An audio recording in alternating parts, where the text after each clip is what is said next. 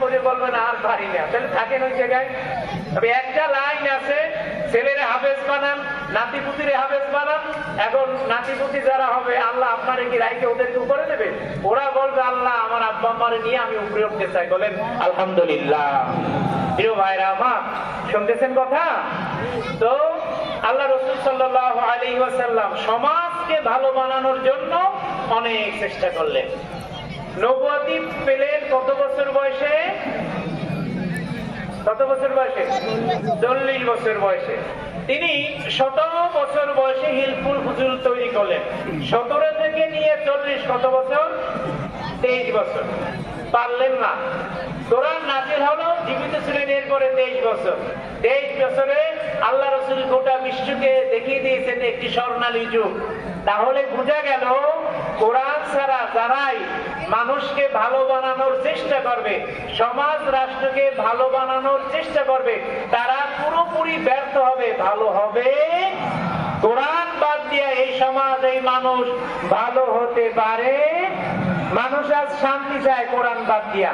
কোরআন বাদ দিয়া শান্তি হবে? ইসলাম বাদ দিয়া শান্তি হবে? আমি বরিশালে বেতারে আলোচনা করি, আমার অমুসলিম ভাইরাও আলোচনা করে। তো আমি দেখেছি তারা শান্তির জন্য বলে ওম শান্তি, ওম শান্তি। ওম ওম করতে করতে যদি বমিও করে, শান্তি আসবে না। শান্তি হবে এই জায়গায়। শান্তি কোথায়? এই জায়গায়। তো এখন মানুষ শান্তির জন্য কি করলো? শান্তির জন্য কয় শান্তি যখন না, এটা শান্তি নাম রাখবো। মেয়ের নাম রাখছে শান্তি, আছে না অনেক? ছেলের নাম রাখছে একজন আর ইসলাম। এখন তো মহব্বতের যুগ, ঠিক না? ইসলাম আর ওই শান্তির মধ্যে একটু প্রেম হয়ে গেল। বাবা জানার পর ইসলামকে ধরিয়ে ধোলাইতেছে, কয়েকদিন পর ওই শান্তি নামক মেয়েকে নিয়ে ভাইয়ে গেছে। এখন বাবায় কাঁদতে আছে, জনগণ দিকে কি ব্যাপার, কাঁদতো কেন? ভাই আমার মেয়ে ভাইয়ে গেছে। কয় যে একটা ছেলে ছিল, ও কই, ইসলাম কই?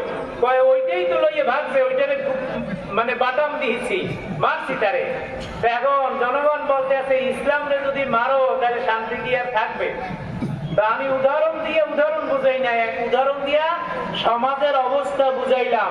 ইসলাম রাখলেন না আপনার দেহের মধ্যে, ইসলাম রাখলেন না পরিবারে, ইসলাম রাখলেন না সমাজে, ইসলাম রাখতে চান না রাষ্ট্রে, ইসলাম রাখতে চান না পৃথিবীতে, তো কোথাও শান্তি থাকবে? তাহলে শান্তি পাওয়ার জন্য ব্যক্তি, পরিবার, সমাজ, রাষ্ট্র, গোটা দুনিয়ায় এই কোরআনের আইন বাস্তবায়ন করা লাগবে ইনশাআল্লাহ। তাহলেই কেবলমাত্র শান্তি আসবে। আল্লাহ রাসূল সেই শান্তির পথ দেখালেন। তো রমজান মাস সামনে আসতেছে।